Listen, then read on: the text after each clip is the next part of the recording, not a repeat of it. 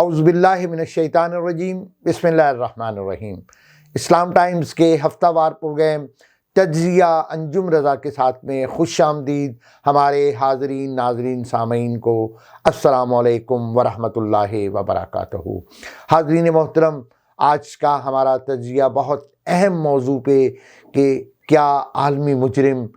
صہیونی حکومت اسرائیل جنگ بندی کے باوجود جنگ بڑھانا چاہتا ہے، اور اس کے گزشتہ مہینوں میں لبنان اور غزہ کی سرزمین پر ہزاروں کی تعداد میں حملے کس بات کا اظہار ہے۔ اس تمام صورتحال کو جاننے اور سمجھنے کے لیے ہم نے گفتگو کی ہے محترم کاشف علی صاحب سے۔ آئیے ان کے ساتھ گفتگو سنتے ہیں۔ السلام علیکم کاشف بھائی۔ جی وعلیکم السلام انجم بھائی، بہت شکریہ، آپ نے اپنے مصروف وقت میں سے ٹائم دیا، اور آپ کی صحت اب کیسی ہے؟ جی الحمدللہ، اللہ کا بہت کرم ہے۔ ہمارے حاضرین، ناظرین اور سامعین کافی عرصہ سے کاشف بھائی کو نہیں سن سکے تھے، تو کچھ خرابی صحت کی بنا پہ یہ اسکرین سے غائب تھے، تو تشریف لائے ہیں۔ ان کی صحت مندی کی دعاؤں کے ساتھ انہیں خوش آمدید کہتے ہیں، اور آج کے تجزیے میں ان سے گفتگو کرتے ہیں۔ کاشف بھائی، موضوع وہی بڑا اہم، اب مشرق وسطیٰ کا مسئلہ جیسے کہا جاتا تھا، مشرق وسطیٰ کا مسئلہ نہیں رہا، بلکہ یہ پورے عالم اسلام اور عالمی دنیا کا مسئلہ بن چکا ہے، اور وہ عالمی مجرم صہیونی حکومت کی بڑھتی ہوئی جارحانہ پالیسیاں، اب اس کا جارحانہ مزاج کو آشکار کر دیا ہے اس نے پوری دنیا کے سامنے۔ اس وقت بظاہر جو جنگ بندی کروائی گئی، لیکن اس کے بعد بھی جس کے واقعات کے مطابق اور جو میڈیا نے رپورٹ کیے ہیں، اور گزشتہ جمعے شیخ نعیم قاسم نے بھی جو خطاب کیا ہے، تو اس میں تقریباً 5000 کے قریب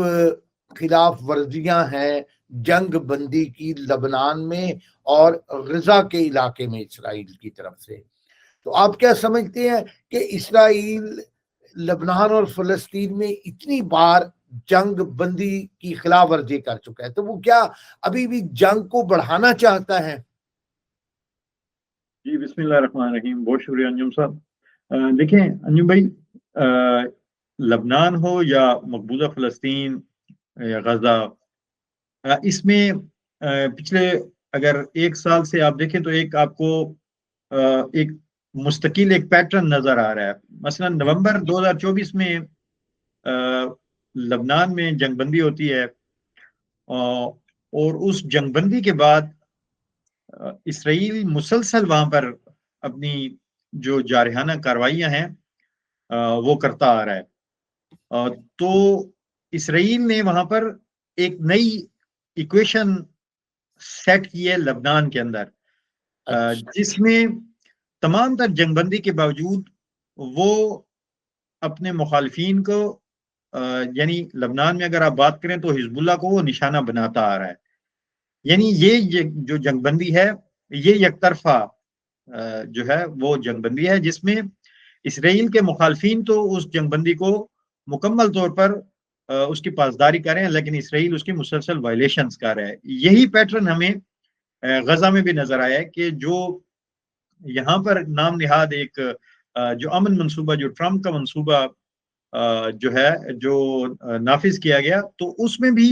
آپ نے دیکھا کہ جنگ بندی جو ہے وہ یک طرفہ طور پر ہے، یعنی حماس سے تمام شرائط منوا لی گئی، جس طرح لبنان میں حزب اللہ سے تمام شرائط منوا لی گئی، اور حزب اللہ نے اس پر مکمل طور پر ان شرائط پر جو لبنانی حکومت نے اسرائیل کے ساتھ معاہدہ کیا تھا، امریکہ بھی اس میں شامل تھا، فرانس بھی تھا، اور باقی جو میڈیٹرز تھے ان کی مدد سے، تو وہاں پر حزب اللہ نے لبنانی حکومت کی تمام باتوں کو، تمام مطالبات کو مان کر اس پر تو عمل کیا حزب اللہ نے، لیکن اسرائیل نے، جیسا کہ آپ نے اپنے انٹرو میں بھی کہا، کہ 5000 سے زائد وہ وائلیشن کر چکا ہے، کوئی 150 سے زائد وہاں پہ لبنانی جو شہری ہیں، جو کہ حزب اللہ کے ہی لوگ تھے، جن کو ٹارگیٹڈ ان کی اسیسینیشن کی گئی ڈرونز کے ساتھ۔ اس طرح اب تو پچھلے 1 ہفتے میں تو مکمل طور پر وائلیشن جو ہے وہ نظر آ رہی۔ تو جو جنگ بندی ہے وہ بالکل یک طرفہ ہے، اور وہ جنگ بندی جو اسرائیل کو لے کر دی جاتی ہے، وہ دراصل جب جنگی محاذ پر اسرائیل اپنے ان مقاصد کو حاصل کرنے میں ناکام ہوتا ہے، یعنی جو اس کے اپنے ڈیزائرڈ آبجیکٹیوز ملٹری گولز ہوتے ہیں، تو پھر اس کے جو اتحادی ہیں امریکہ کی شکل میں یا برطانیہ کی شکل میں یا فرانس یا ویسٹرن جو اس کے الائز ہیں، وہ اس کو سفارتی طریقے سے وہ چیز اس کو حاصل کر کے دیتے ہیں جو وہ جنگ کے میدان میں حاصل نہیں کر پاتا۔ مثلا نومبر 2024 سے پہلے ہم نے دیکھا کہ ساؤتھ لبنان میں یعنی 2 مہینے مسلسل جنگ لڑنے کے باوجود اسرائیل کوئی زیادہ سے زیادہ 1 سے 2 کلومیٹر تک وہ پیش قدمی کر سکا۔ تو شدید قسم کا جو رد عمل تھا یا ریزسٹنس تھی وہ حزب اللہ کی جانب سے جو ہے وہ دکھائی گئی، اور اسرائیل پیش قدمی کرنے میں ناکام رہا۔ تو پھر امریکہ اور اس کے الائی نے اس کو اسرائیل کی مدد کی اور اس کو سفارتی طریقے سے اس کو وہ چیز حاصل کر کے دی جو وہ میدان میں حاصل نہیں کر پا رہا تھا۔ یہی چیز ہمیں غزہ میں نظر آتی ہے۔ 2 سال مسلسل جنگ لڑنے کے باوجود اور پورے غزہ کو تباہ کرنے کے باوجود اسرائیل اپنے جو ملٹری گولز تھے ان کو اس طرح سے اچیو نہیں کر سکا۔ مثلا حماس بہرحال کسی نہ کسی شکل میں موجود تھی، مکمل ڈسٹرائے نہیں ہو سکی۔ یرغمالی بھی حماس کی قید میں تھے، ان کو وہ فوجی لحاظ سے اسرائیل آپریشن کر کے ان کو رہائی نہیں دلوا سکا۔ تو پھر وہی کہ اس کے الائز جو امریکہ اور اس کے باقی اتحادی ہیں اسرائیل کے، انہوں نے سفارتی طریقے سے اسرائیل کو وہ چیز اس کو حاصل کر کے دی۔ تو یہ جو جنگ بندی ہمیں نظر آ رہی ہے یہ بالکل یک طرفہ ہے، اور اسرائیل جو ہے وہ اب بھی اس جنگ کو بڑھانا چاہتا ہے اور اس کے جو توسیع پسندانہ عزائم ہیں وہ موجود ہیں۔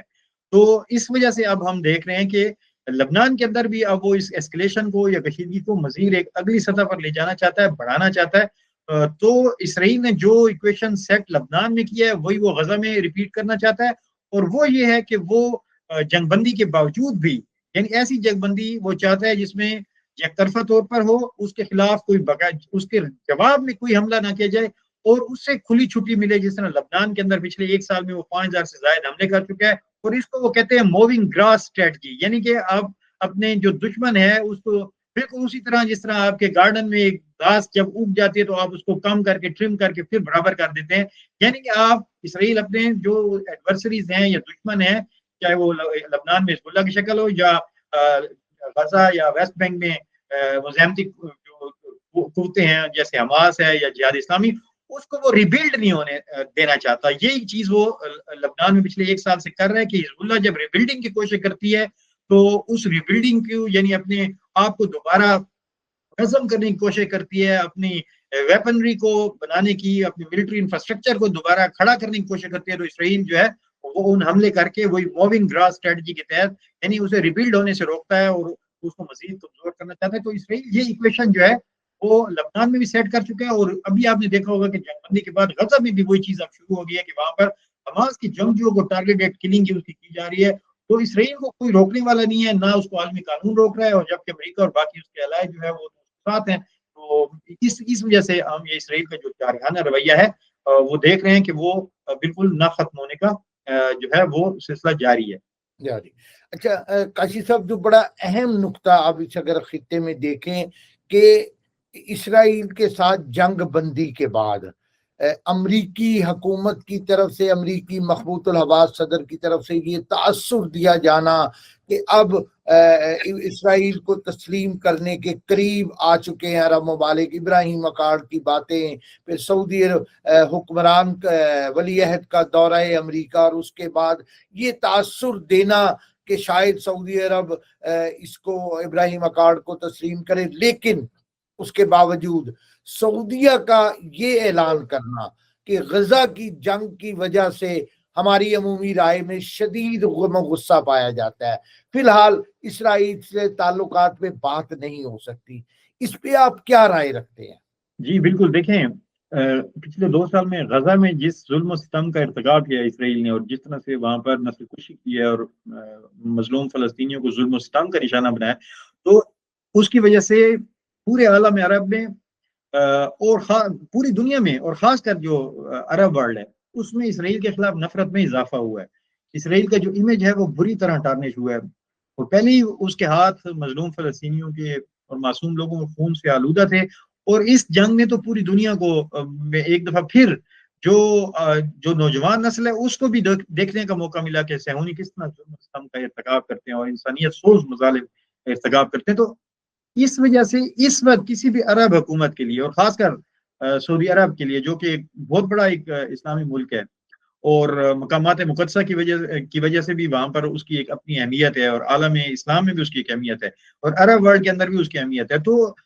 چاہے وہاں پر کتنی ہی مضبوط حکومت کیوں نہ ہو اور امریت ہو یا وہاں پر بادشاہت ہے، لیکن اس کے باوجود بھی اس حکومت کو بھی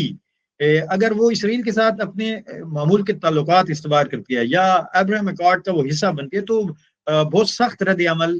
کی جو ہے وہ خطرہ ہے. تو وہ عوامی رد عمل جو سعودی حکومت کو یا جو محمد بن سلمان ہے انہیں اسی سے روک رہا ہے کہ وہ اسرائیل کے ساتھ تعلقات جو ہے وہ استوار نہ کریں. دوسری بات یہ ہے کہ سعودی عرب کا ہسٹوریکلی 2 اسٹیٹ سولوشن کے حوالے سے 2 ریاستی حل کے حوالے سے جو کہ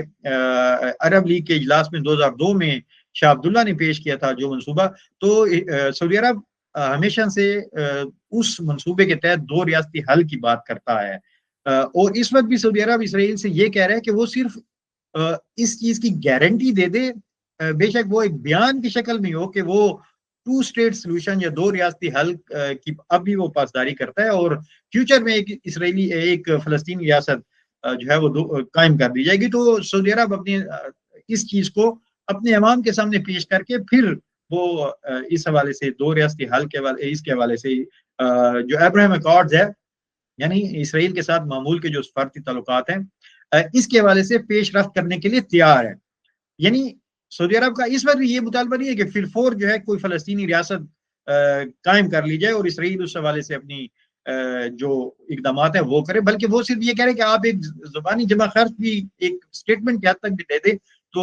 ہم اس چیز کو اپنے عوام میں سیل کر کے آپ کے ساتھ تعلقات کو بڑھانے کے لیے آگے بڑھنے کے لیے تیار ہیں. لیکن اسرائیل میں اس وقت جو ہے وہ اپنی تاریخ کی شدت پسند ترین جو گورنمنٹ آئی ہوئی ہے جو بالکل فار رائٹ گورنمنٹ ہے اور ایکسٹریمسٹ ہیں اس میں، تو وہ کسی بیان کی حد تک بھی 2 ریاستی حل کے لیے تیار نہیں ہے. تو وہ کسی قسم کی فلسطینی ریاست کے لیے بالکل تیار نہیں ہے، بلکہ آپ دیکھ رہے ہیں کہ جس طرح غزہ میں یا ویسٹ بینک میں وہ مزید جو فلسطینی زمین ہے اس کو ہڑپ کر رہے ہیں، تو ان کا کوئی ارادہ نہیں ہے. تو اس وجہ سے وہ زبانی کسی کمٹمنٹ کا اظہار بھی نہیں کرنا چاہتے کسی بھی قسم کی فلسطینی ریاست کے حوالے سے. تو اس وجہ سے یہ جو معاملہ سعودی عرب اور اسرائیل کے درمیان نارملائزیشن والا ہے یہ کھٹائی میں پڑا ہوا ہے، کیونکہ اسرائیل کی طرف سے کسی قسم کی فلیکسیبلٹی، کسی قسم کی لچک کا اظہار نہیں کیا جا رہا، جبکہ سعودی عرب جو ہے وہ اس نے مسلسل اس معاملے میں یعنی اسرائیل کے ساتھ وہ آگے جانے کے لیے تیار ہے. وہ صرف اور صرف یہ چاہتے ہیں کہ اسرائیل کی طرف سے کچھ اقدامات بظاہر ایسے کر دیے جائیں جس سے وہ عوامی طور پر وہ جو ڈیل ہونے جا رہی ہے اس کو وہ سعودی عوام میں یا عرب ورلڈ کے اندر یا مسلم ورلڈ میں وہ اسے سیل کر سکے اور بتا سکے کہ دیکھیں جی ہم نے آپ کے لیے یہ کمٹمنٹ اسرائیل سے حاصل کیا ہے. تو اب کیونکہ اسرائیل 2 ریاستی حل پر وہ تیار ہے اور وہ اس نے وعدہ کر لیا، تو اب ہم اس لیے کوئی جواز نہیں ہے اسرائیل کے ساتھ کسی قسم کی یہ جو سفارتی تعلقات قائم نہ کرنے کا. لیکن اسرائیل میں کیونکہ شدت پسند حکومت ہے وہ کسی قسم کمٹمنٹ نہیں کرنا چاہتے، تو اس وجہ سے یہ معاملہ فار دا ٹائم بینگ جو ہے وہ کھٹائی میں ہے اور بظاہر یہ لگ رہا ہے کہ کم سے کم مستقبل قریب میں سعودی عرب اور اسرائیل کے جو معاملات ہیں وہ آگے بڑھنے نہیں جا رہے اور ان کے جو معمول کے سفارتی تعلقات ہیں وہ قائم نہیں ہوں گے. اچھا کاشی صاحب، جمعہ کے روز حزب اللہ کے سربراہ شیخ نعیم قاسم نے ایک بڑا اہم خطاب کیا جس میں انہوں نے امریکہ اور لبنانی حکومت کی بڑھتی ہوئی پینگیں اور امریکہ کا یہ دعویٰ کہ وہ لبنان میں تعمیر نو کے حوالے سے کام کرے گا، جو شیخ نعیم قاسم کا خطاب ہے وہ بہت اہم ان معنوں میں ہے کہ انہوں نے بڑی وارننگ دی ہے کہ جب بھی امریکی ایلچی لبنان کا دورہ کرتا ہے تو حملوں میں اضافہ ہو جاتا ہے. اس کے بعد علاوہ وہ ڈی ویپنائز ہونے کے حوالے سے انہوں نے بڑی واضح طور پہ لبنانی حکومت کو وارننگ دی ہے کہ نہ تو ہم ڈی ویپنائز ہوں گے نہ ہی کسی صورت میں شکست قبول کریں گے. اور انہوں نے یہاں تک یہ کہا کہ لبنانی حکومت کو متوجہ کرتے ہوئے کہ ہمیں آپ سے حمایت کی توقع نہیں، لیکن ہم یہ بھی ایکسپیکٹ نہیں کرتے کہ آپ ہماری پیٹھ میں خنجر گھونپیں گے، کیونکہ وہ یہ سمجھتے ہیں، وہ کہتے ہیں کہ ہم آپ اسرائیل کے مفادات کی تحفظ کریں، ہمیں یہ آپ سے توقع نہیں ہے. اور اس لیے یہ ساری انہوں نے کہ اپنا صدر جوزف اون کے حالیہ اعلان کو بھی انہوں نے تعریف کی کہ انہوں نے فوج کو ہدایت کی ہے کہ وہ اسرائیلی جارحیت کا مقابلہ کرے. انہوں نے کہا کہ یہ ایک ذمہ دارانہ موقف ہے. اچھا انہوں نے عوامی جو لبنانی عوام کو بھی اپیل کی ہے کہ وہ صدر کے جوزف کے اس موقف کو مضبوط کریں کہ ہم اسرائیلی حملوں کا مقابلہ کریں. اس سارے خطاب کو اب کس نظر سے دیکھتے ہیں کہ لبنان کے اندر حزب اللہ کے سربراہ نے یہ اہم خطاب کیا؟ دیکھیں حزب اللہ پچھلے ایک سال سے اگر حزب اللہ کی اسٹریٹجی دیکھیں تو وہ فوجی لحاظ سے اگر وہاں پر دیکھیں تو حزب اللہ اپنے آپ کو دوبارہ ری آرگنائز کرنے میں، منظم کرنے میں، اپنا جو کمانڈ اینڈ کنٹرول کا جو اس کا ملٹری جو اسٹرکچر ہے اس کو دوبارہ اثر نو منظم کرنے میں مصروف ہے. اپنے آپ کو ملیٹریلی دوبارہ اپنے آپ کو منظم کرنے میں مصروف ہے، اور وہ سیاسی مزاحمت کر رہی ہے. پچھلے ایک سال میں آپ دیکھیں کہ اسرائیل کی جتنی بھی 5000 سے زائد جو وہاں پر حملے اس نے کیے، اس جنگ بندی کی جو وائلیشن کی ہے، تو حزب اللہ نے اس کا عسکری لحاظ سے جواب نہیں دیا، کیونکہ حزب اللہ اس وقت سیاسی وہاں پر جو مزاحمت ہے اس میں مصروف ہے. اور بیانیہ حزب اللہ جو ہے وہ بیانیہ کے محاذ پر کم سے کم اس کو یہ کامیابی ضرور ملی ہے کہ پوری لبنانی حکومت اور عوام کے سامنے یہ ثابت ہو چکا ہے کہ حزب اللہ لبنانی ریاست کے ساتھ مکمل تعاون کر رہی ہے. اور لبنانی ریاست نے جو معاملات امریکہ کے ساتھ یا اسرائیل کے ساتھ طے کیے تھے، حزب اللہ نے ان میں سے کسی بھی معاہدے کی خلاف ورزی نہیں کی. تو بیانیہ کے محاذ پر پورے لبنان میں یہ بات ثابت ہو چکی ہے کہ جو جنگ بندی معاہدے کی خلاف ورزی کرنے والا ہے وہ اسرائیل ہے، اور حزب اللہ کی وجہ سے لبنان پر کوئی جنگ مسلط نہیں ہوتی، بلکہ یہ اسرائیل کی جارحیت ہے اور اسرائیل کے جو توسیع پسندانہ عزائم ہیں اس کی وجہ سے اسرائیل لبنان کے اندر جو ہے وہ جنگ مسلط ہوتی ہے. کیونکہ اگر حزب اللہ اس کی وجہ ہوتی تو پچھلے ایک سال میں حزب اللہ نے تو کوئی عسکری کارروائی نہیں کی اسرائیل کے خلاف، لیکن آپ دیکھ رہے ہیں کہ 5000 سے زائد وائلیشنز کی ہے. تو اس سے یہ ثابت ہوتا ہے کہ مزاحمت جو ہے وہ وجہ نہیں ہے اسرائیل کی جو جارحیت کی، بلکہ اسرائیلی حکومت جو ہے اس کی فطرت کے اندر توسیع پسندی بھی شامل ہے، اس کی فطرت کے اندر جارحیت بھی شامل ہے. تو اس وجہ سے عوامی سطح پر حزب اللہ کا جو موقف ہے اس کو بہت پذیرائی ملی ہے. اور یہ چیز ایک دفعہ پھر ثابت ہوئی ہے کہ حزب اللہ تو جو لبنانی حکومت ہے، لبنانی ریاست ہے، اس کو مکمل طور پر اس کے معاہدوں کی قدردانی کر رہی ہے، اس کو فالو کر رہی ہے، لیکن دوسری طرف سے تمام عالمی معاہدات کو جو ہے وہ پامال کیا جا رہا ہے. تو اس وجہ سے یہ جو بیان تھا، جو حالیہ سپیچ تھی، اس میں جو حزب اللہ کے جو سربراہ ہیں انہوں نے اسی چیز کو ثابت کرنے کی کوشش کی ہے کہ لبنانی حکومت جو ہے ان کا جو میسج تھا وہ یہ تھا کہ لبنانی حکومت لبنان کے مفادات کا تحفظ کرے، نہ کہ امریکہ اور اسرائیل کے مفادات کا تحفظ کرے.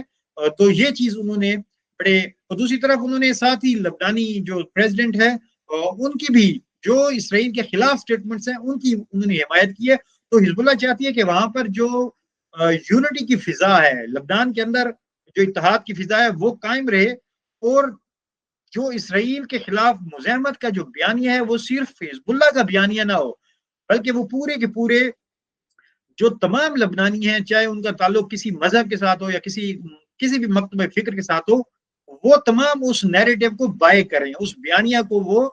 تسلیم کریں اور اس بیانیہ کی حمایت کریں. تو پچھلے ایک سال میں حزب اللہ کے اس جو اسٹریٹجک پیشنس ہے جس کے تحت حزب اللہ صبر کا مظاہرہ کر رہی ہے، اور حزب اللہ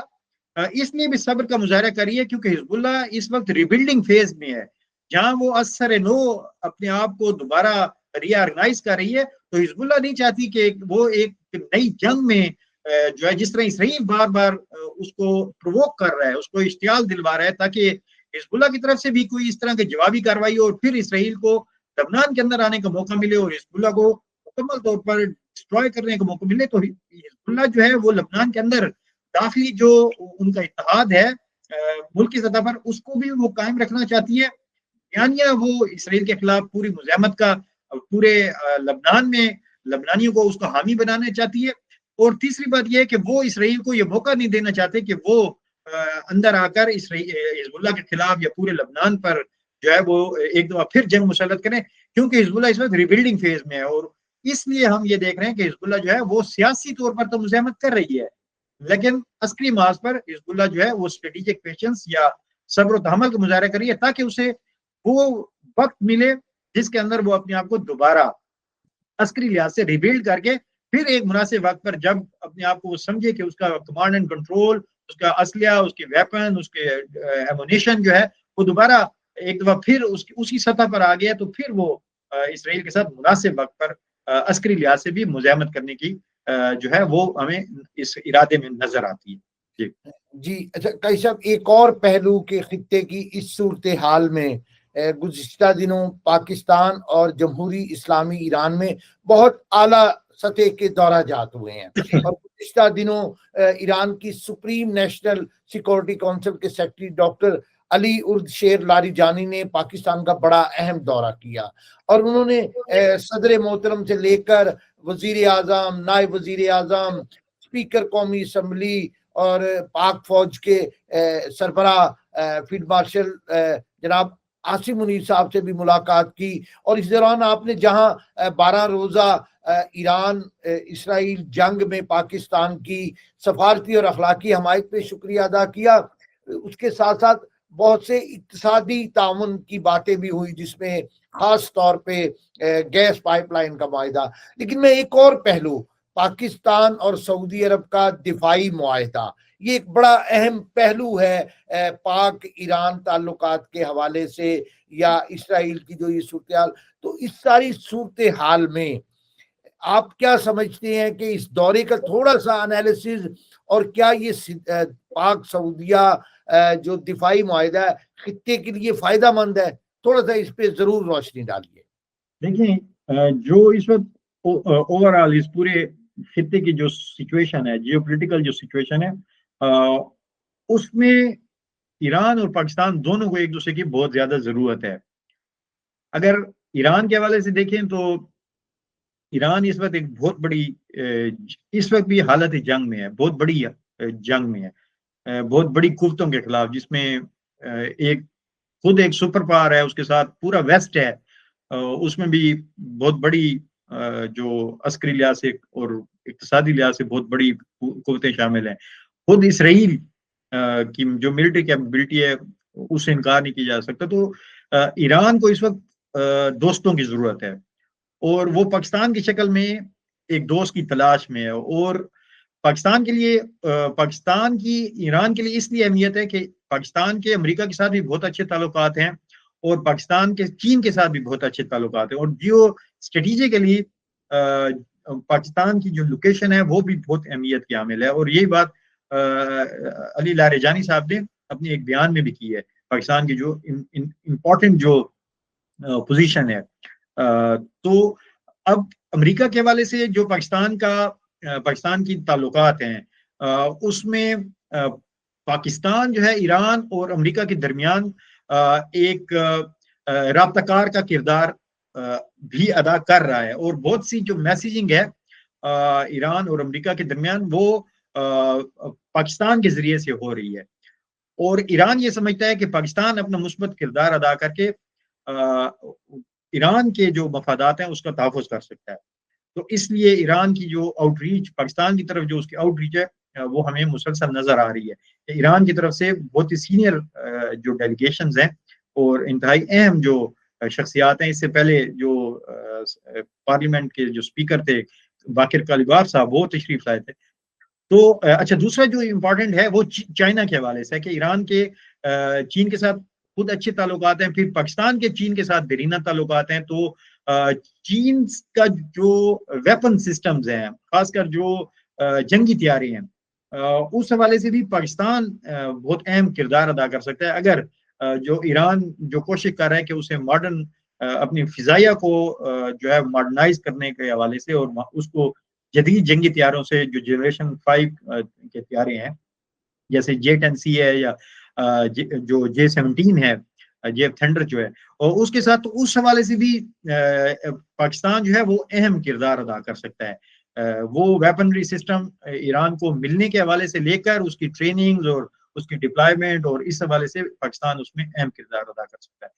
اگر پاکستان کو دیکھیں کہ پاکستان کو کیوں ایران کی ضرورت ہے، تو آپ کا جو ایسٹرن اور ویسٹرن بارڈر ہے یہ دونوں جو ہے وہ ہاسٹائل ہیں. دونوں طرف پاکستان کی جو ہے وہ صورتحال جو ہے وہ بہت کوئی جسے کہتے ہیں آئیڈیل نہیں ہے، یعنی جنگی صورتحال ہے. دونوں طرف بارڈرز جو ہیں وہ ہاٹ ہیں. تو پاکستان یہ چاہتا ہے کہ جو اس کے تیسرا ہمسایہ ہے کم سے کم ایران، اس کے ساتھ اس کے اچھے تعلقات ہوں، اسٹیبلٹی ہو، نارمل ٹائز ہوں اور اچھے تعلقات ہوں. تو اس وجہ سے پاکستان کو بھی ایران کی ضرورت ہے. اور تیسرا جو سب سے امپورٹنٹ نقطہ ہے جو دونوں کو اس پر لے کے آتا ہے ایک پوائنٹ آف کنورجنس پر، وہ ہے دہشت گرد گروپوں کی پاک ایران بارڈر پر موجودگی، جو کہ دونوں ممالک کے اندر دہشت گردانہ کارروائیوں میں مصروف رہے ہیں. تو دونوں ممالک جو ہے وہ اس جو دہشت گردی کا خطرہ ہے اس سے بھی نمٹنے کے لیے کوآپریشن کرنا چاہتے ہیں. اور پاکستان اس لیے بھی یہ چاہتا ہے کہ ایران کے اندر اسٹیبلٹی ہو، کیونکہ اگر ایران کے اندر انسٹیبلٹی ہوتی ہے یا خدا نخواستہ جس طرح اسرائیل وہاں پر ریجیم چینج کے حوالے سے کوششیں، تو پاکستان کبھی نہیں چاہے گا کہ اس کی اس سرحد پر بھی کوئی اسرائیل نواز یا کوئی امریکہ نواز ایک ایسی پپٹ ریجیم انسٹال کر دی جائے جس سے اس کا جو بلوچستان ہے، پاکستانی جو بلوچستان ہے، وہ غیر محفوظ ہو جائے. تو پاکستان اس لیے ایران کے ساتھ پاکستان کوآپریشن کرنا چاہتا ہے. ایران کے اندر اسٹیبلٹی پاکستان کی بھی ضرورت ہے اور پاکستان کے اندر جو اسٹیبلٹی ہے وہ ایران کی ضرورت ہے. تو ملٹری کوآپریشن، اسی طرح اکنامک کوآپریشن میں دونوں ممالک $10 بلین تک اپنی جو تجارت ہے اسے لے جانا چاہتے ہیں. تو یہ جو اوور آل اس خطے کی جیو پولیٹیکل سچویشن ہے اور خاص کر مڈل ایسٹ کے اندر جو ڈیولپمنٹس ہو رہی ہیں وہ ان دونوں ممالک کو آپس میں قریب لا رہے ہیں. اور ایران کی یہ کوشش ہے کہ وہ پاکستان کے ذریعے سے پاکستان کے مزید قریب ہو کر جو اس کے اپنے مفادات ہیں، چاہے وہ ملٹری سائٹ پر ہوں یا وہ پولیٹیکل سائٹ پر ہوں یا اکنامک جو مفادات کی ہے، تو وہ ان مفادات کو یقینی بنائے. تو اس وجہ سے ہم یہ دیکھ رہے ہیں کہ مسلسل جو ہے وہ ایران کی طرف سے سینئر شخصیات جو ہیں وہ پاکستان آ کر پاکستانی جو مختلف سٹیک ہولڈرز ہیں ان کو انگیج کر رہے ہیں. اور اس طریقے سے ایران جو ہے وہ اپنی جو اس کو جس طرح سے اس کو گھیرا جا رہا ہے، اس کے ارد گرد جس طرح سے وہ کہہ رہا ہے اس چیز کو بائی پاس کرنے کے لیے اور اس جو سرکولیشن ہے یا انسرکلمنٹ ہے اس کو بائی پاس کرنے کے لیے ایران بھی اس خطے کے اندر مختلف ممالک کی شکل میں ایران اپنے دوستوں کی تلاش میں، اور اسی وجہ سے ہم یہ دیکھ رہے ہیں کہ جو مختلف شخصیات ہیں وہ پاکستان کا دورہ کر رہی ہیں. اچھا قاضی صاحب، آخر میں صرف چند جملے کے اس بار ڈاکٹر علی ڈاری جانی کے دورے میں جو اہم ترین بات تھی کہ وہ رہبر معظم کا پاکستان کے عوام کے لیے نیک خواہشات اور محبت بھرا پیغام انہوں نے اسپیشل نشر اور میڈیا پہ ذکر کیا. تو یہ گزشتہ دور جات سے تھوڑی سی ان معنوں میں مختلف تھی کہ ایران کی کسی حکومتی عہدیدار نے ان کے نظریاتی لیڈرشپ کا پیغام پاکستان کے عوام کو پہنچایا. جی بالکل، یہ اس وجہ سے ہے کہ جو 12 روزہ جنگ تھی جون میں، اس میں جس طریقے سے پاکستان کی طرف سے نہ صرف حکومتی سطح پر بلکہ عوامی سطح پر پاکستان کی میڈیا، پاکستان کے عوام، پاکستان کا سوشل میڈیا، پاکستان کے یعنی مکمل جو اکراس دا بورڈ جس طرح سے ایران کی حمایت کی گئی، اور ایران کی اس حد تک حمایت کی گئی کہ ایران کے پارلیمان میں تشکر پاکستان کے نعرے بلند ہوئے. تو اس وجہ سے جو ایرانی لیڈرشپ ہے وہ پاکستان کی بہت زیادہ ممنون اور مشکور نظر آئی ہے. تو یہ جو بیان تھا ایران کے سپریم لیڈر کا پاکستان کے عوام کا شکریہ ادا کرنے کے لیے، یہ اسی جو 12 روزہ جنگ کے دوران اور اس کے بعد جو مختلف جو فرنٹس پر جو سفارتی محاذ پر حکومت نے جو پاکستان کی حکومت نے جو ایران کے ساتھ تعاون کیا، یا عوامی سطح پر جس طریقے سے ایران کی حمایت میں پاکستان کا میڈیا، پاکستان کے عوام، پاکستان کا سوشل میڈیا بولا، تو اس چیز کا جو ہے وہ شکریہ ادا کرنے کے لیے وہاں سے یہ پیغامات آئے، جو کہ اس چیز کی انڈیکیشن ہے کہ دونوں ممالک کے درمیان عوامی سطح پر بہت زیادہ ہم آہنگی پائی جاتی ہے، اور جو برادرانہ جو قریبی برادرانہ تعلقات ہیں وہ تاریخی اعتبار سے وہ موجود ہیں. بہت شکریہ قاضی صاحب، آپ کے ساتھ بہت اہم موضوعات پہ گفتگو ہوئی. انشاءاللہ آنے والے دنوں میں آپ سے جڑے رہیں گے. ناظرین، حاضرین اور سامعین، آپ ہمارے پروگرام کو اسلام ٹائم کی ویب سائٹ اور ہمارے دیگر سوشل میڈیا چینلز پہ دیکھنے کے بعد اپنی تجاویز، آراء اور تبصرے سے ضرور نوازیے گا. اجازت دیجیے. خدا حافظ. والسلام علیکم ورحمۃ اللہ وبرکاتہ.